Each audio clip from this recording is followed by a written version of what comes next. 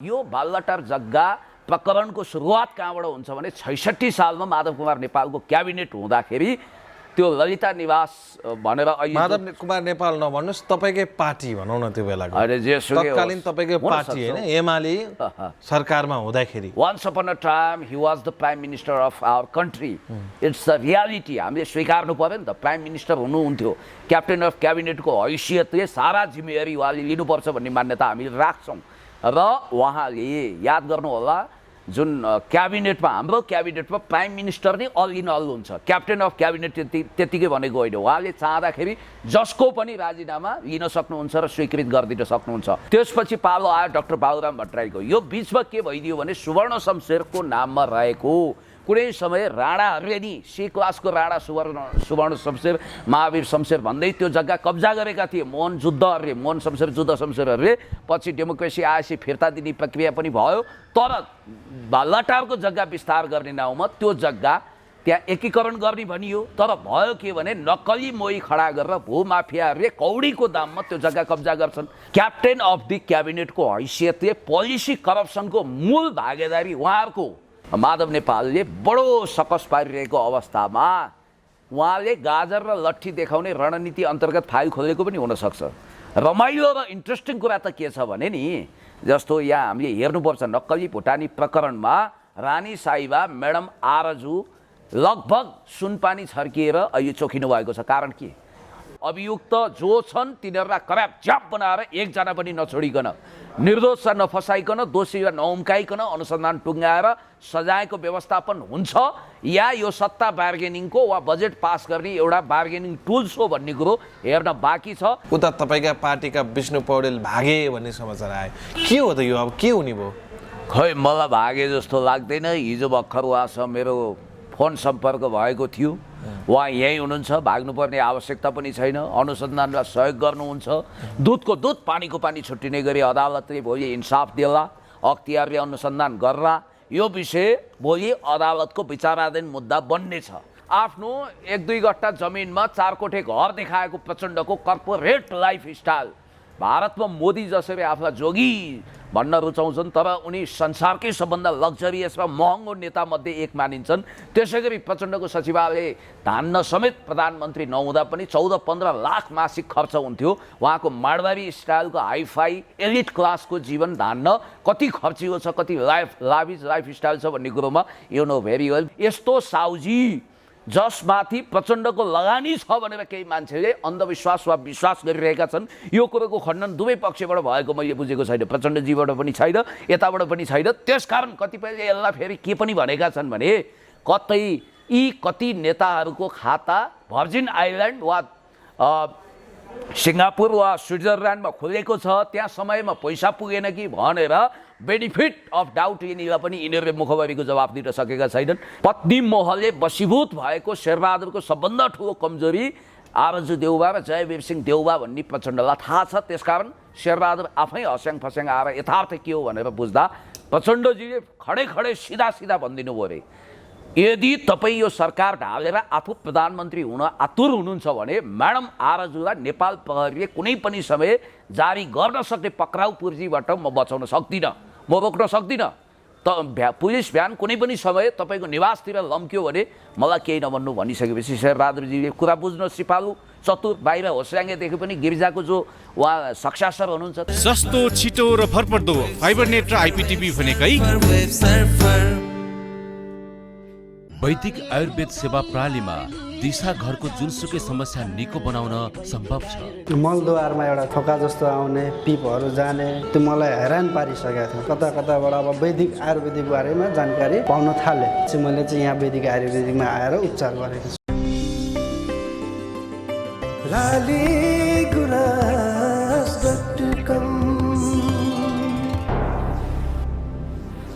सबै खबर सबैका लागि पुनिजी स्वागत छ हजुर धेरै धन्यवाद नमस्ते अहिले बालुवाटार काण्ड फेरि बिउत्यो माधव नेपालदेखि बाबुराम भट्टराईसम्मको मुटुमा ढ्याङ्ग्रो ठट्यो भन्ने कुरा आछ उता तपाईँका पार्टीका विष्णु पौडेल भागे भन्ने समाचार आयो के हो त यो अब के हुने भयो खै मलाई भागे जस्तो लाग्दैन हिजो भर्खर उहाँसँग मेरो फोन सम्पर्क भएको थियो उहाँ यहीँ हुनुहुन्छ, भाग्नुपर्ने आवश्यकता पनि छैन, अनुसन्धानलाई सहयोग गर्नुहुन्छ। दुधको दुध पानीको पानी छुट्टिने गरी अदालतले भोलि इन्साफ देला, अख्तियारले अनुसन्धान गर्ला, यो विषय भोलि अदालतको विचाराधीन मुद्दा बन्नेछ। That's all. यो विषयमा धेरै इन्टरप्रिटेसन नगरौँ, खुनखुत्रो नउतारौँ। अब एउटा कुरो चाहिँ मैले तपाईँलाई भनिहालौँ, credit goes to former IGP, inspector general of the police Shri Sarvendra खनालज्यू। यसको मलाई फर्स्ट अफ अल यो भन्नु छ, किनभने सिबिआईलाई सक्रिय गराएर तपाईँले मैले एउटा कुरो भनिहालौँ, हाम्रो आदरणीय पूर्व डिएसपी केपी शर्माज्यू र म एउटा लामो छलफलमा थियौँ पूर्व आइजिपी सर्वेन्द्र खनालज्यूसँग। उहाँले ललिता निवासको विषयमा साङ्गो पाङ्गो जानकारी हामीलाई दिनुभएको थियो र त्यो सर्वेन्द्र खनालज्यूले सिबिआई मार्फत अनुसन्धान गरेर टुङ्ग्याएको जुन फाइल थियो त्यो अहिले धुलो जमेर बसेको अवस्थामा त्यसलाई टकटकाएर त्यो फाइल खोल्नु एक हिसाबले प्रशंसनीय कुरा नै हो। म यस बापत धन्यवाद दिन चाहन्छु। यो सकारात्मक कुरो हो। कसलाई धन्यवाद दिनुहुन्छ तपाईँ? होइन, यो नेपाल प्रहरी र नेपाल प्रहरीलाई निर्देशन दिने सरकार यसको धन्यवादको पात्र छन्, तर यसको दुईवटा पहलु छ। एउटा यो नक्कली भुटानी प्रकरण जस्तै टाई फिस, हात्ती आयो फुस्सा हुने हो कि यो जरामा पुगेर अनुसन्धान गरेर अभियुक्त जो छन् तिनीहरूलाई कराप च्याप बनाएर एकजना पनि नछोडिकन, निर्दोषलाई नफसाइकन, दोषीलाई नउम्काइकन अनुसन्धान टुङ्गाएर सजायको व्यवस्थापन हुन्छ, या यो सत्ता बार्गेनिङको वा बजेट पास गर्ने एउटा बार्गेनिङ टुल्स हो भन्ने कुरो हेर्न बाँकी छ। तर म निराश कहाँनिर भएँ भने टप टु बटम कि बटम टु टप हो यो काण्डमा जोडिएको पोलिसी करप्सन, नीतिगत भ्रष्टाचारमा जोडिएको भनिएका दुईजना पूर्व प्रधानमन्त्रीलाई फर्केर पनि हेरिएन अहिलेसम्म। तर अब हुन त अनेक किसिमको रङ्गीन हल्लाहरू चलेको छ। एकजना ठुलै व्यापारी मल्टिमिलिनियर, दिन दुगुना रात चौगुनाको दरले नव अरबपति भएका भाटपटिनी सुपर मार्केटका साउजी, त्यो पनि प्रचण्डको सबभन्दा नजिकको व्यक्ति, अझ यसरी भनौँ न प्रचण्डले समात्न लगाए। हेर्नुहोस् त, होइन मार्केटमा चलेको हल्ला विश्वास गर्नुहुन्छ भने त हुन त अब प्रचण्डज्यूलाई यसै पनि मिडिया, कतिपय मिडियाहरूले अब चन्द्रगिरी केबल कारको स्वामी, मालिक अथवा अप्रत्यक्ष लगानीकर्ता बनाइदिइसकेका छन्।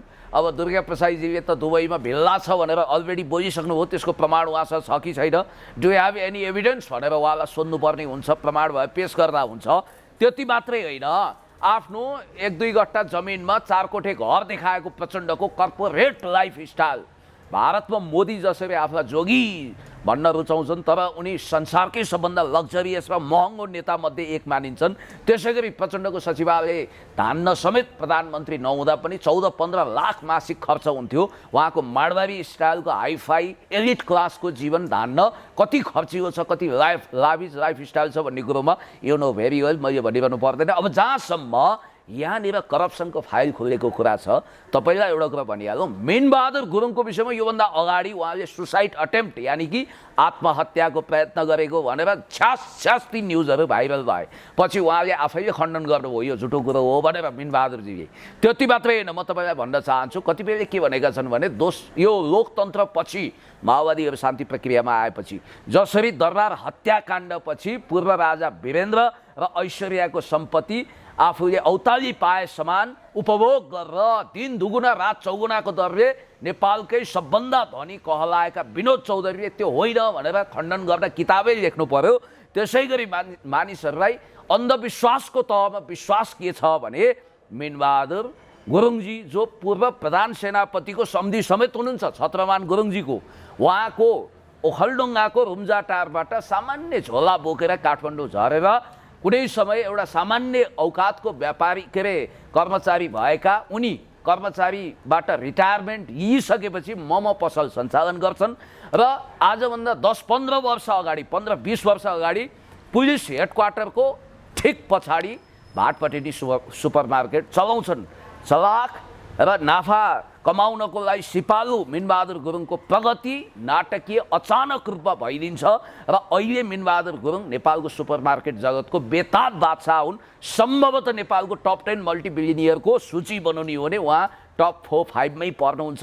काठमाडौँमा मात्रै दर्जनौँ चेन छन्, मुलुकभरि भाटपटिनीको 100औं चेन बनिसके होलान्। यस्तो साउजी जसमाथि प्रचण्डको लगानी छ भनेर केही मान्छेले अन्धविश्वास वा विश्वास गरिरहेका छन्। यो कुरोको खण्डन दुवै पक्षबाट भएको मैले बुझेको छैन, प्रचण्डजीबाट पनि छैन, यताबाट पनि छैन। त्यसकारण कतिपयले यसलाई फेरि के पनि भनेका छन् भने कति नेताहरूको खाता भर्जिन आइल्यान्ड वा सिङ्गापुर वा स्विजरल्यान्डमा खोलेको छ, त्यहाँ समयमा पैसा पुगेन कि भनेर बेनिफिट अफ डाउट यिनीलाई पनि यिनीहरूले मुखभरिको जवाफ दिन सकेका छैनन्।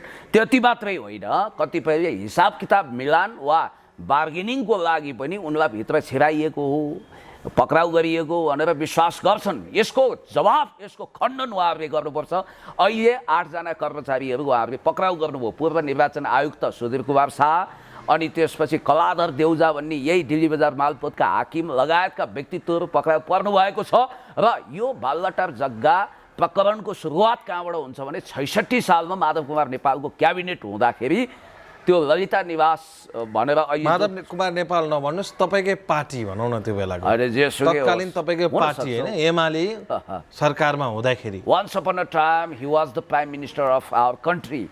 It's the reality. हामीले स्वीकार्नु पर्यो नि त। प्राइम मिनिस्टर हुनुहुन्थ्यो, क्याप्टेन अफ क्याबिनेटको हैसियतले सारा जिम्मेवारी उहाँले लिनुपर्छ भन्ने मान्यता हामीले राख्छौँ। र उहाँले याद गर्नु होला, जुन क्याबिनेटमा, हाम्रो क्याबिनेटमा प्राइम मिनिस्टर नै अल इन अल हुन्छ, क्याप्टेन अफ क्याबिनेट त्यतिकै भनेको होइन। उहाँले चाहँदाखेरि जसको पनि राजीनामा लिन सक्नुहुन्छ र स्वीकृत गरिदिन सक्नुहुन्छ। त्यतिसम्म अवशिष्ट अधिकार बोकेको शक्तिशाली कार्यकारी प्रधानमन्त्रीको हैसियतमा उहाँ करिब 28 महिना सिंहदरबारमा रजगज गर्नुभयो। त्यसपछि पालो आयो डाक्टर बाबुराम भट्टराईको। यो बिचमा के भइदियो भने सुवर्ण शमशेरको नाममा रहेको कुनै समय राणाहरूले नि सी क्लासको राणा सुवर्ण शमशेर, महावीर शमशेर भन्दै त्यो जग्गा कब्जा गरेका थिए। मोहन शमशेरहरूले पछि डेमोक्रेसी आएपछि फिर्ता दिने प्रक्रिया पनि भयो। तर बालुवाटारको जग्गा विस्तार गर्ने नाउँमा त्यो जग्गा त्यहाँ एकीकरण गर्ने भनियो। तर भयो के भने नक्कली मोही खडा गरेर भूमाफियाहरूले कौडीको दाममा त्यो जग्गा कब्जा गर्छन्। र त्यो मेसोमा अहिले बहालवाला न्यायाधीश जो वेटिङ चिफ जस्टिस मानिनुहुन्छ, चिफ जस्टिस इन वेटिङ, भावी प्रधान न्यायाधीश मानिने एकजना न्यायाधीश महोदयले समेत त्यो जग्गा खरिद गरेको वा आफ्नो नाउँमा लिएको केही जग्गा भन्ने कुरा आएको छ। धेरै मान्छे मुछिएका छन्, सयौँ दर्जनौँ मान्छे मुछिएका छन्। र त्यो प्रकरणको फाइल अहिले खुल्नु सकारात्मक कुरा हो। र म नेपाल प्रहरीलाई निडरताका साथ अनुसन्धान अगाडि बढाउन, जो आउँछन् अनुसन्धानको दायरामा कसैलाई पनि नछोडिकन दुधको दुध पानीको पानी छुट्याउने काम अदालतले गर्छ, अख्तियारले गर्छ। तपाईँलाई यहाँ अहिले पनि तपाईँलाई के छ भने कुनै हालतमा माधव नेपाल समातिनुपर्छ, बाबुराम भट्टराई समातिनुपर्छ भन्ने तपाईँको अडान होइन? एक खालको अडान हो नि, नाम मुछिसक्यो। एउटा कुरा तपाईँलाई भनिदिउँ, क्याप्टेन अफ द क्याबिनेटको हैसियतले पोलिसी करप्सनको मूल भागीदारी उहाँहरूको, किनभने उहाँहरूले ब्रिफकेसको आदान प्रदान गरेको छ छैन डजन्ट म्याटर। तर नीतिगत रूपमा भ्रष्टाचार भएको छ नि, त्यसको जिम्मेवारी त उहाँहरूले डेफिनेटली लिनुपर्छ। हिजो किन त्यही भ्रष्टाचारीलाई तपाईँले अध्यक्ष मानेर हिँड्नुभयो? तपाईँ समाजवादीमा गएर केन्द्रीय सदस्य बन्न खोजेको होइन? तपाईँलाई नेता बनाउन सकेनन् माधव नेपालले, तपाईँलाई योग्य मानेनन्, त्यसपछि तपाईँ एमालेतिर कार्यकर्ता बन्न। म समाजवादी नामक त्यो बुकुरोमा जाँदा पनि माधव कुमार नेपाल दुधले धोएका हुन्, चोखा हुन्, अमृत जलले सिञ्चित भएका व्यक्ति हुन्, नन करप्टेड हुन् भनेर गएको होइन सर। अब गर्नुहुन्छ के त? अब बोलबोल माछा मुखभरि पानी, खाउँ भने दिनभरिको शिकार, नखाउँ भने कान्छाबाउ गनुहार। तपाईँलाई स्पष्ट रूपमा भन्छु कि त्यो राज्यको दायित्वको कुरा हो। राज्यले अथवा अख्तियारले अथवा अदालतले कसैलाई दोषी करार गर्छ भने त्यसलाई 1 मिनट पनि उन्मुक्ति दिनु हुँदैन, चाहे त्यो जोसुकै होस्, कारवाही गर्नुपर्छ भन्ने मान्यता हाम्रो हो।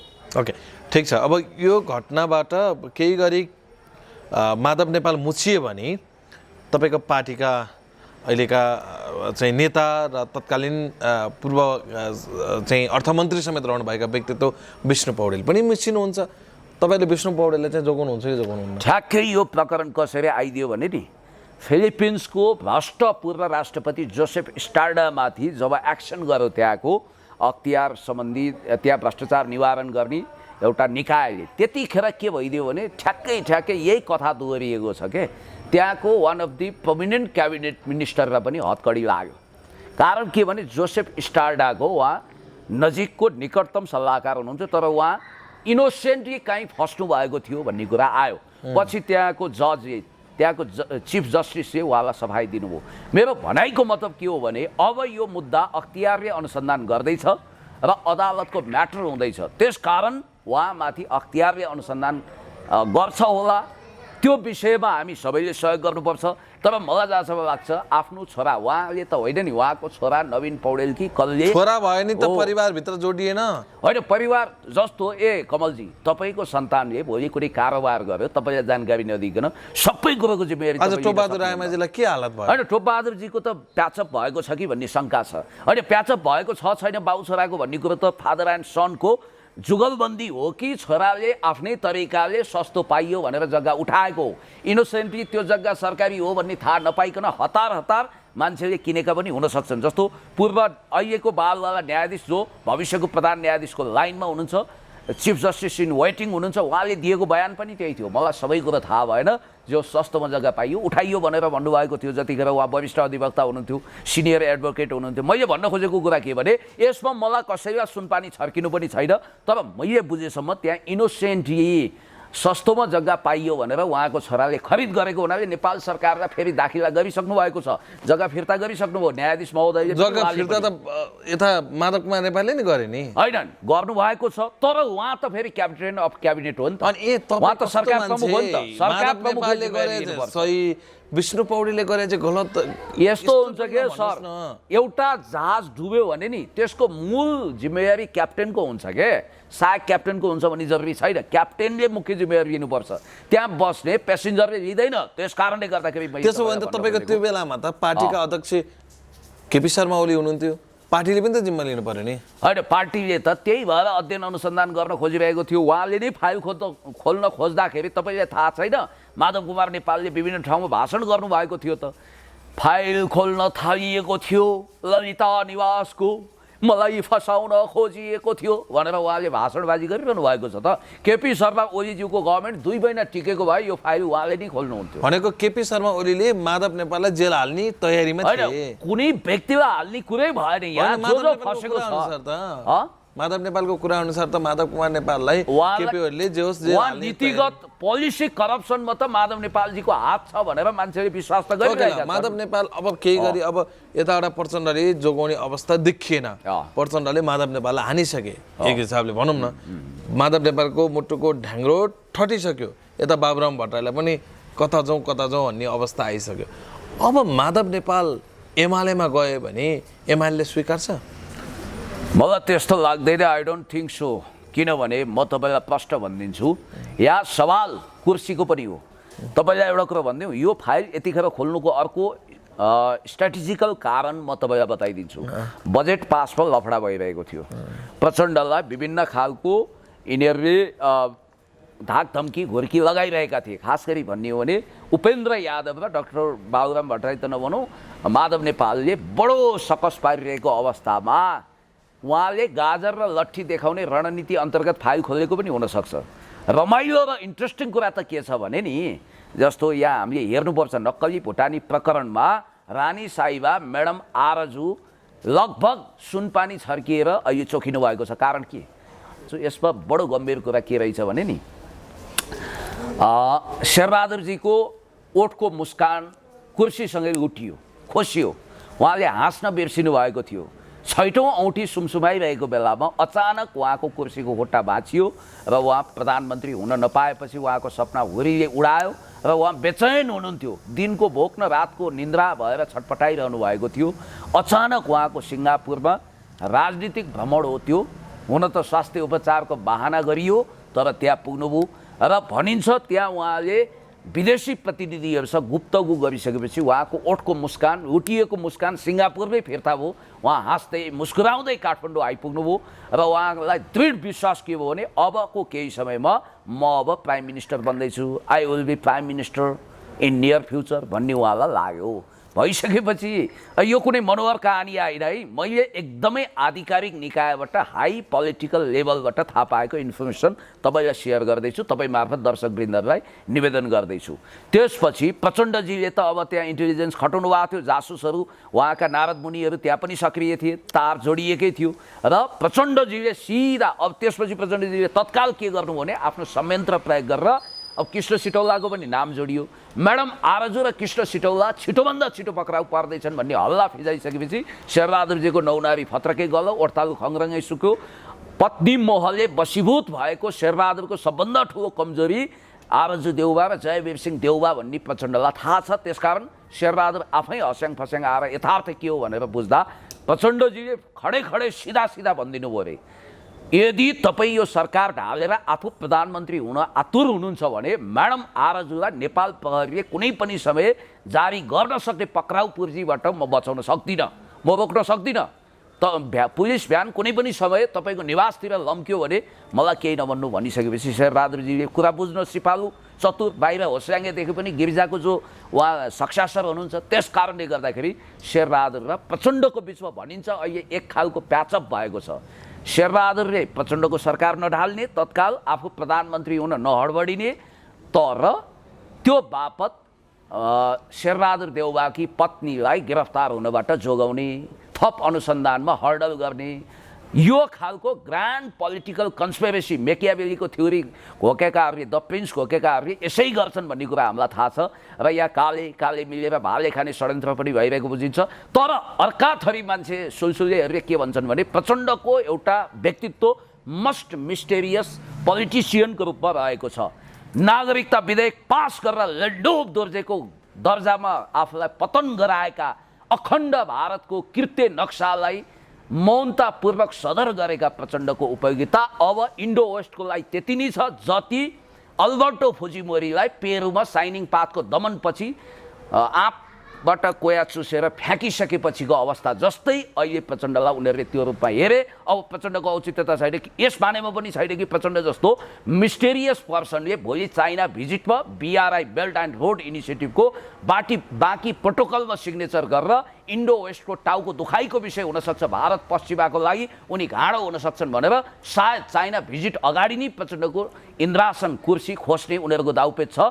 र त्यसको निम्ति अदालतको फैसला पनि एउटा महत्त्वपूर्ण कडी हुनसक्छ, किनभने लेनिन विष्टले मुद्दा दिइसकेका छन्, उता 5000 मुद्दा कायमै छ। त्यस कारणले गर्दाखेरि कतिपय पण्डितहरूले के भविष्यवाणी गरेका छन् भने अब प्रचण्डको कुर्सीको आयु धेरै लामो छैन। अब प्रचण्डजी चाहिँ ढुक्क के कुरामा हुनुहुन्छ भने शेरबहादुरजीले कुनै पनि हालतमा उहाँलाई गिराउन सक्नुहुन्न। अब यता राष्ट्रिय आवश्यकताले त कालापानी लिम्पियाधुराको महान नक्सा जारी गर्ने देशभक्त व्यक्तित्व केपी शर्मा ओलीज्यू सिंहदरबारमा बालटारमा गएर प्राइम मिनिस्टरसिप सम्हाल्नु पर्ने हो।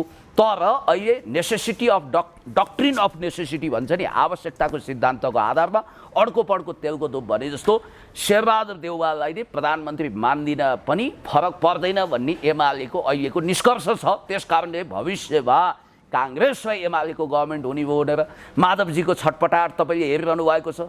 कहीँ नभएको जात्रा हाँडी गाउँमा उहाँले अस्ति भाषण गर्नुभयो, भाषण मार्फत अरण्य रोदन छाट्नुभयो। दलाल पुँजीवादी काङ्ग्रेसको नेतृत्वमा सरकार बनाउने रे भन्नुभयो। ए माधव कुमार नेपालज्यू, तपाईँलाई म अपमान गर्दिनँ, माकुने भन्दिनँ, तर एउटा कुरा ख्याल गर्नु होला, आफ्नो छँदा खाँदाको नेकपाको सरकारलाई अदालतको परमादेश फर्माएर गिराएर शेरबहादुरजीलाई किस्तीमा लगेर प्राइम मिनिस्टरको उपहार तपाईँले दिएको होइन, नकचर कुरा गर्ने, वाहियात कुरा गर्ने। अनि अहिले तपाईँले कोसँग साझेदारी गरेर गभर्मेन्ट बनाइरहनु भएको छ? राजनीतिमा यस्तो डबल स्ट्यान्डर्ड चल्छ? काङ्ग्रेसलाई तपाईँले काँधमा बोकेको होइन, तपाईँहरूको बिचमा अपवित्र सम्झौता भएको होइन। पहिलो चरण 2 वर्ष प्रचण्ड बन्ने, त्यसपछि शेरबहादुरजी बन्ने र बाँकी 1 वर्ष तपाईँ बन्ने भन्ने समझदारी तपाईँहरूको बिचमा भएको होइन? त्यो जेन्टलमेन हो कि के एग्रिमेन्ट भएको होइन तपाईँहरूको बिचमा? त्यसकारण you seems to be great liar as a politician, I think so. राजनीतिमा कहिले पनि तपाईँले यस खालको फन्डाबाजी पनि गर्नु हुँदैन र मलाई जहाँसम्म लाग्छ राजनीतिमा you have to be very honest, तपाईँ इमान्दार हुनुपर्छ। If you want to be honest politician you have to maintain your moral integrity, I think so. Okay, हुन्छ, महत्त्वपूर्ण समय र संवाद ल धेरै धेरै धन्यवाद। रोगीलाई निरोगी बनाउँदै खुसी बाँड्दैछ वैदिक आयुर्वेद सेवा प्रणाली। जीवनको सबैभन्दा महत्त्वपूर्ण पाटो स्वास्थ्य अवस्था हो। जब स्वास्थ्य अवस्था जटिल हुन्छ, आफ्नो जीवन त आफैलाई यसै भारी हुने नै भयो, परिवारजनलाई समेत यसको ठुलो असर पर्दछ।